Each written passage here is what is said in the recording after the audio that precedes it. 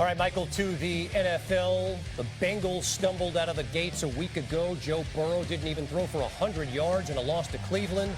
Today, a home test with Baltimore and a short day for Odell Beckham Jr. First quarter catch. He rolled the ankle, did not return. Early fourth quarter, Lamar Jackson.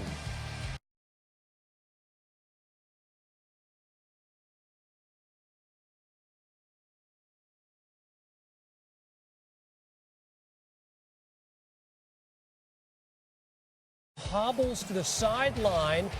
Needed to use that Theragun on the bench on that calf. Under 3 minutes to go in the fourth quarter, 3rd and 3, or as Lamar Jackson likes to call it, winning time. The Bengals' 6-game home win streak in the regular season is snapped, but way more concerning is the 0-2 start and Joe Cool retweaking that calf. Here's Burrow following the 27-24 loss. We're going to have to wait and see. I'm not sure how it's going to feel the next couple days. It's pretty sore right now, but no telling how it's going to feel. So I think we're going to take it day by day. We know it's a 17-game season, and so there's no overreaction on our end. You know, we got to be prepared for it outside of our locker room, which is natural. But again, we're in a very difficult division. You'd love to have come out of it 2-0. It's a great opportunity. 1-1 would have been in that we're 0-2, and this is exactly where we were last year. This team, I think, is going to only continue to get better and better with every game that passes. And like I said, you know, when you stumble early, you just got to learn from it. And so many years in the past, we've learned from losses early in the season that have really propelled us in October, November, and December that have helped us win games. And this will be no different. I'm very confident of that. To me, it don't mean nothing, anything yet. That's just 2 wins, you know, in a 17-game season. So we have to stay focused and get ready for our next opponents. We can do well today on this victory, but other than that, we got to stay locked in because it's not a championship game. Good perspective there from Lamar. The Bengals off to an 0-2 start for the second year in a row. Continuing Joe Burrow's struggles in the first 2 games of the season. With today's loss, Burrow is 1-7 in his team's first 2 games with 9 interceptions. Of course, the thing is, from game 3 on, Burrow has a career win percentage above 600. Another intriguing quarterback matchup. The best QB in the league, Patrick Mahomes, taking on Trevor Lawrence, who would love to be considered in that upper echelon of QBs. And how about this for the Chiefs? Travis Kelce and Chris Jones back in uniform. Chiefs trying to avoid an 0-2 start. We've had 4 defending Super Bowl champions start the next season 0-2. The Broncos were the last team to do it back in 1999. Mahomes, the Sky Moore there. Then Mahomes, who's he looking for? Travis Kelce. Don't act like y'all forgot. 70th career touchdown for Kelce. Had 4 catches for just 26 yards. Mahomes, 29-41, 305. 42nd career 300-yard game. And then there, Lawrence to Calvin Ridley. Was he in? He was not in. Couldn't get both feet down. Chiefs win it 17-9. Here's Jeff Darlington with Chris Jones after the game. How good did it feel to get that first sack and show the league that Chris Jones is back? Felt really good, man. Knocked the rust off. You know, missed the first week. Being able to be back in the building, be back out here with my team, it felt amazing. And to get the first sack, man, I've been chasing it all game. You know, I was on the play count, unfortunately. Couldn't play as much as I wanted to play, but very fortunate. The guys around me, this defense is 10 times better. We're just going to continue to improve, man, throughout the year. Defense was incredible. I mean, that's a good offense, a really good offense. And for them to shut them down, I think they were like 0 for 4 in the red zone. Couple critical stops after we turned the ball over.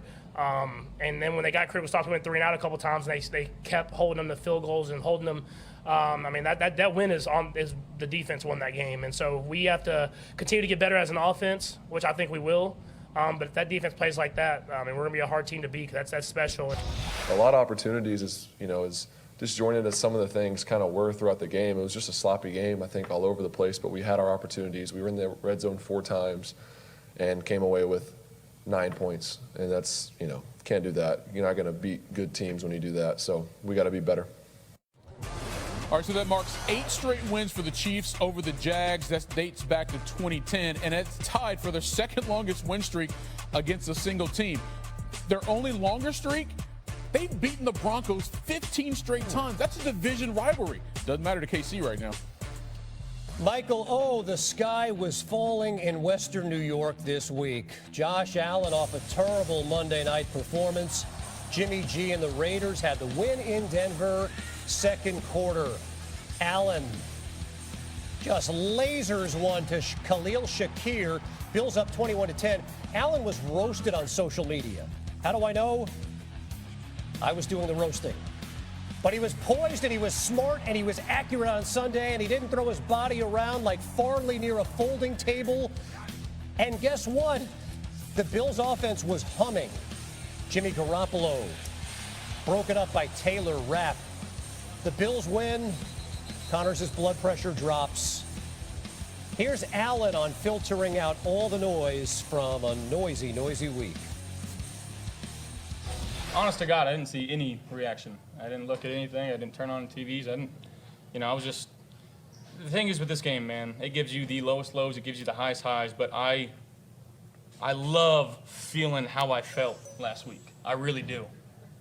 Because it makes the good feel that much better. It forces us to be better, and I want to be the best I can be playing this game and being the best quarterback I can be for this Buffalo Bills. So I take the bad with the good. I understand it, and I'm just trying to let it fuel me and use it to my benefit. High-level psychology from America's quarterback. Josh Allen's made a habit of bouncing back in his career. After tying a career high with 4 turnovers in Week 1, Allen finished with 3 touchdowns, no picks in the win on Sunday. In his career, Allen's a perfect 8-0 following 3 turnover games. Giants and Cardinals. Of course, the Giants embarrassed last Sunday night in their dojo by the Cowboys. They lost 40-0. Heard about it all week. Under 9 minutes to go after falling behind big. Daniel Jones to Saquon. 9-yard touchdown is 28-21. Under 5 minutes to go. Jones, Isaiah Hodgins, 11-yard touchdown. We're tied at 28. Just over a minute to go. That's Barkley up the gut, but he's in there in the middle of all those big bodies. Left the field limping. He had to be helped off the field, and you see just how awkwardly and the pain that he's in on the sidelines there. They're calling it an ankle injury. 23 seconds to go. Graham Gano got it. The Giants rally from 21 points down to come back to win on the road over the Cardinals, 31-28. Down 21, they come back to win for the first time since 1949. Entering today, the Giants had lost 150 straight games when trailing by at least 21. Second longest streak in NFL history. Only the Bears, who haven't had a comeback that large since 1925, have a longer such streak. Jordan Rodden on Saquon Barkley after the Giants win. As his teammates celebrated a thrilling victory, running back Saquon Barkley walked gingerly to the locker room with his right ankle heavily taped. Barkley was injured late in the 4th quarter of Sunday's victory. Afterwards, he took a cart to the x-ray room rather than making the long walk. A source told ESPN afterwards his ankle was a bit swollen, and we saw Barkley walking gingerly throughout the locker room. This is a concern for the Giants moving forward as they have a quick turnaround. They play again on Thursday night in San Francisco. Barkley, who's a free agent after the season, also has a history of ankle injuries. He missed time in 2019 with a right ankle injury and 2021 with a left ankle injury.